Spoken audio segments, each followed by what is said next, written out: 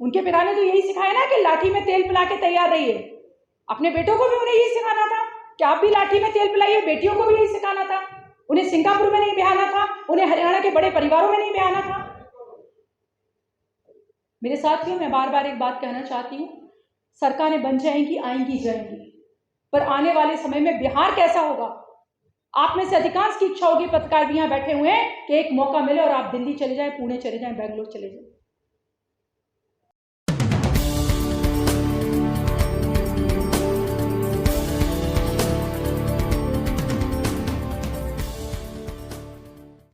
सारे पत्रकार बंधु, और मुझे अच्छा लग रहा है कि नारी शक्ति अच्छी संख्या में उपस्थित है यहाँ।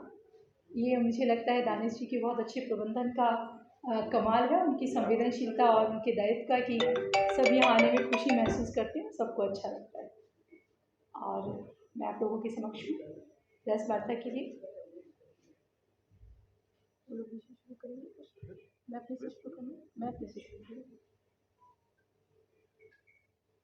देखिए, देश में लोकसभा के जो चुनाव हैं, राजनीतिक परिदृश्य में, उसमें जो हम बिहार की बात करते हैं, तो जो मीडिया का जिस पे अधिकांश समय ध्यान होता है, और मुझे लगता है कई बार लोग इस तरह की बेतुकी बातें इसलिए करते हैं, मैं तेजस्वी यादव जी के बारे में बात कर रही हूँ, वो हमेशा बेतुकी बातें करते हैं कि मीडिया उनकी तरफ ध्यान दे, और उन्हें लगता है कि वो एक थोड़ा सा एक उनके व्यक्तित्व का भी पतन है और उसकी गिरावट है।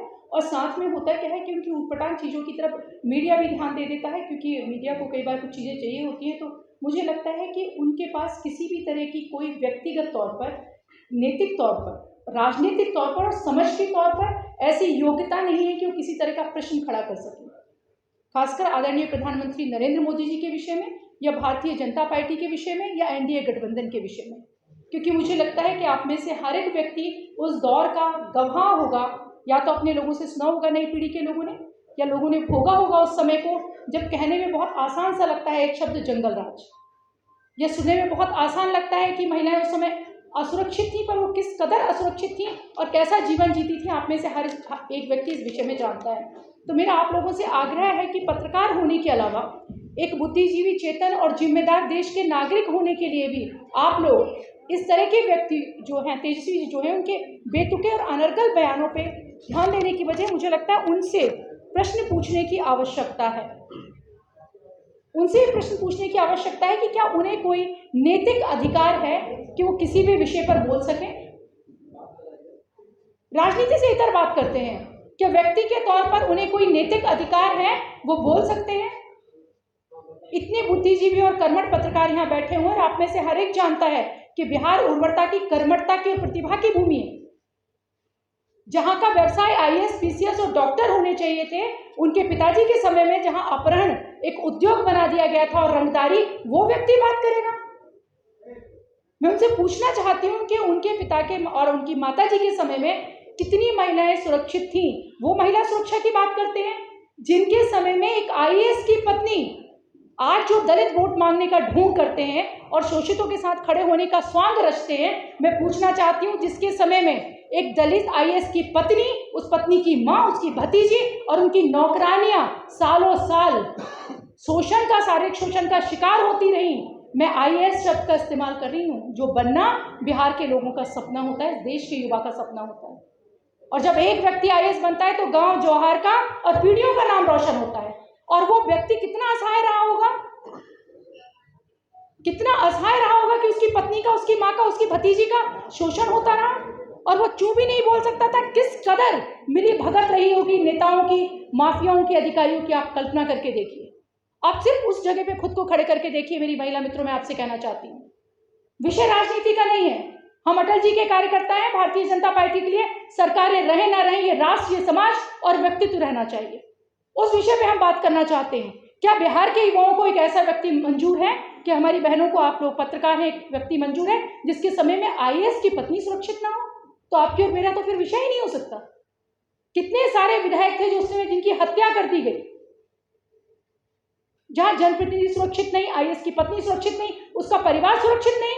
और अगर उनके सिर फिरे सालों का मन कर जाए, या उनके समय के जो बड़े बड़े गुंडे हैं उनका मन कर जाए, तो फिर घटित होगा कोई शिल्पी गौतम कांड। पढ़ा होगा आप लोगों ने शिल्पी गौतम कांड। उनके यहाँ सुरक्षित है उनकी हवाई जहाज से सिंगापुर से बिहार की धरती पर उतरी हुई बहन। उनके लिए महिला उत्थान का अर्थ है अपने घर की बेटियों को टिकट देना, राज्यसभा भेजना, सदन में भेजना, उन्हें नेता बनाना, उन्हें स्थापित करना। मुझे लगता है सिर्फ भारतीय जनता पार्टी और एनडीए गठबंधन का विषय नहीं है, विषय बिहार के भविष्य का है। हम लोग, आप भी पत्रकार लोग, आप एक चौथा स्तंभ है, साथ ही साथ बहुत बुद्धिजीवी और चैतन्य लोग हैं। आप बिहार को कैसा देखना चाहते हैं? मैं तो उनसे एक बात और कहना चाहती हूँ, महिलाओं की सुरक्षा के इतर वो जाति की बात करते हैं ना, वो करें जाति पर बात, स्वागत है, साधुवाद है, बशर्ते कि वो जाति के लिए ही ईमानदार हो। मुझे बताएं कि उनके आने के बाद जाति विशेष के जिसके वोटों पर भावुक अपील करके वो सत्ता में आते हैं, उसके कितने लोगों को उन्होंने आईएएस, पीसीएस, डॉक्टर, इंजीनियर बनने के लिए प्रेरित किया? उनके पिता ने तो यही सिखाया ना कि लाठी में तेल पिला के तैयार रहिए। अपने बेटों को भी उन्हें यही सिखाना था कि आप भी लाठी में तेल पिलाइए, बेटियों को भी यही सिखाना था। उन्हें सिंगापुर में नहीं बिहाना था, उन्हें हरियाणा के बड़े परिवारों में नहीं बिहाना था। मेरे साथियों, मैं बार बार एक बात कहना चाहती हूँ, सरकारें बन जाएंगी, आएंगी, जाएंगी, पर आने वाले समय में बिहार कैसा होगा? आप में से अधिकांश की इच्छा होगी, पत्रकार भी यहाँ बैठे हुए हैं, कि एक मौका मिले और आप दिल्ली चले जाएं, पुणे चले जाएं, बेंगलोर चले जाएं। इसके लिए जिम्मेदार कौन है? इसके लिए जिम्मेदार, बहुत मजबूती और जिम्मेदारी से कहना चाहती हूँ, सिर्फ और सिर्फ लालू जी का परिवार और उनकी मानसिकता, उनकी प्रकृति, प्रवृत्ति है। भारतीय जनता पार्टी का हर कार्यकर्ता अपनी पूरी सक्षमता, अपने भाव के साथ चुनाव में लड़ेगा, एनडीए गठबंधन के साथ खड़ा रहेगा और बिहार की बेहतरी के लिए काम करेगा। पर पत्रकार बंधुओं, मेरे भाइयों, आप लोगों का भी दायित्व बनता है कि आप निष्पक्ष होकर इस विषय में लिखें कि आने वाला बिहार कैसा होगा, उसकी तकदीर कैसी होगी, उसकी तस्वीर कैसी होगी। क्या गुजरात के, पुणे के, दिल्ली के, मुंबई के एक एक कमरे के फ्लैट में हमारे बच्चे आने वाले समय में जिएंगे, या बड़े बड़े हमारे गांव जवाहर के छठ घाटों पर हम पूजा करेंगे? यह हमें तय करना है। मातृशक्तियां, संस्कृति की वाहक होती हैं, आपको तय करना है कि उनके समय में आईएएस की पत्नी सुरक्षित नहीं, शिल्पी गौतम कांड होता है, तो आने वाली आप यहां रहना चाहेंगे, आप कहीं चले जाना चाहेंगे? आप आने वाले बिहार के विषय में तय करें। और समाज में हर चीज एक उदाहरण होती है। जब आरजेडी परास्त होती है, जब लालू परिवार परास्त होता है, तो वो प्रतीक है वैसे व्यक्तियों के जो समाज को बांटते हैं। और ऐसे बांटने और तोड़ने वाले लोगों को परास्त होना ही चाहिए समाज के निर्माण के लिए और राष्ट्र के निर्माण के लिए। देखिए, विश्व का इतिहास इस बात का साक्षी है कि जब सभ्यताएं नष्ट होती हैं तो वो खड़ी हो जाती हैं। जापान भी खड़ा हो जाता है परमाणु हमले के बाद भी। जो आप नैतिकता को नष्ट कर दीजिए, आप संस्कृति को नष्ट कर दीजिए, आप चेतन भाव को नष्ट कर दीजिए और संवेदनशीलता को नष्ट कर दीजिए, तो समाज, राष्ट्र खड़ा नहीं हो सकता। तो बिहार में भी वही एक घुन इन्होंने लगा दिया है। वो फिर आएंगे, उन्हें पता है कि मैं एक भावुक अपील करूंगा, मैं नवरात्रि के पहले दिन, इतना ना समझ मत समझिए कि वो इतने ना समझ है कि उन्हें नहीं पता कि अगर मैं मछली दिखा रहा हूं उसका अर्थ क्या है। नवरात्रि के पहले दिन अगर वो मछली दिखा रहे हैं, उन्हें उसका अर्थ पता है।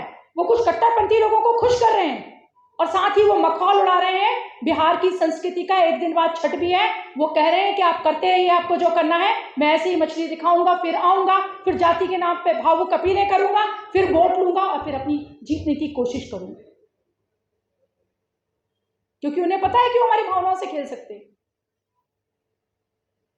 तो मैं तो कहना चाहूंगी कि तेजस्वी जी, बिहार का युवा, बिहार का हर देवतुल्य मतदाता चैतन्य है, जागरूक भाव से भरा हुआ है। अब वो आपकी उन भावुक अपीलों में नहीं आएगा।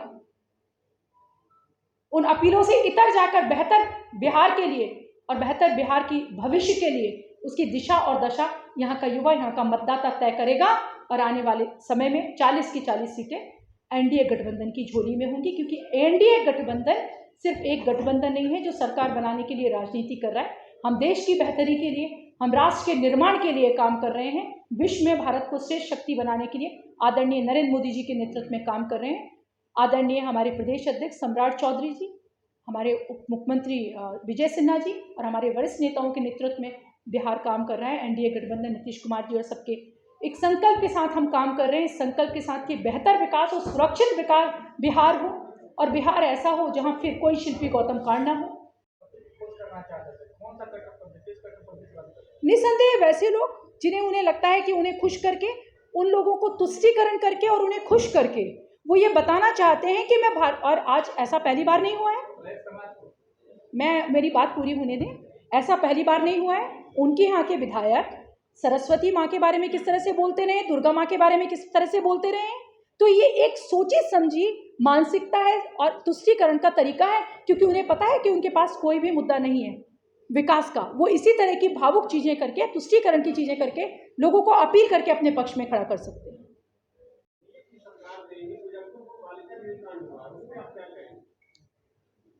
हाँ, देखिए, आपने मुजफ्फरपुर बालिका गृह कांड की बात की, एनडीए के समय में हुआ, उसमें बहुत निष्पक्ष तरीके से जांच भी हुई और मुझे लगता है अभी भी उसमें जो चीज़ें होंगी जो बेहतर होगा और जहाँ भी गलतियाँ होंगी उन सारी चीज़ों को हमेशा एनडीए की सरकार कहीं भी हो, अगर किसी तरह की कोई भी घटना होती है तो बहुत ही जिम्मेदारी और बहुत ही मजबूती के साथ उसके विषय में बात की जाती है और जांच की जाती है।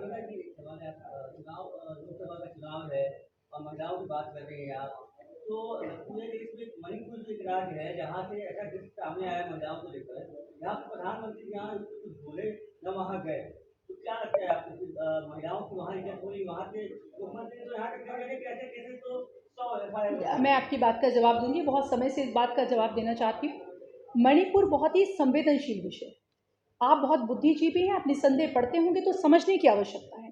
मणिपुर की घटना महज महिला के साथ जो हुआ वो घटना नहीं है, वो एक निहायत ही दुखदाई शर्मनाक घटना है, देश में कहीं भी घटती, पर समझने की आवश्यकता है कि उस घटना के घटने के पीछे कारण क्या है। उस घटना के घटने के पीछे दो जनजातियों का आपस में बहुत भयानक टकराव है, एक विषय। दूसरा विषय, मणिपुर में जब लगातार इस तरह की घटनाएं हो रही हैं तो आपको ये जानना आवश्यक है कि लगातार वहाँ के स्थानीय लोग कहते रहे कि लंबे समय से घुसपैठिए वहाँ आते रहे, और घुसपैठिए जो लंबे समय से आते रहे और पूर्व की सरकारों ने नहीं रोका, उसका परिणाम है इस तरह की घटना का होना।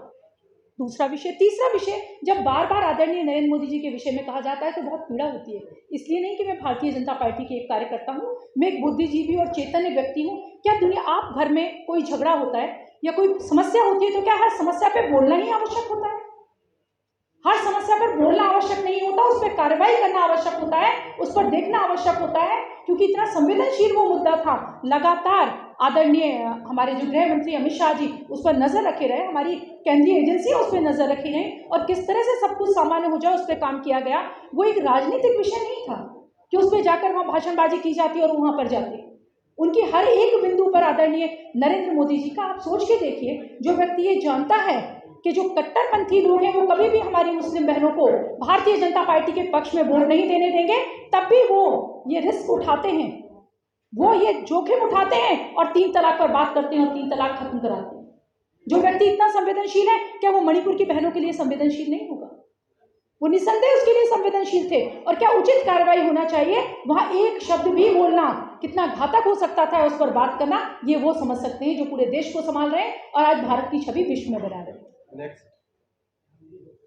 Thank you.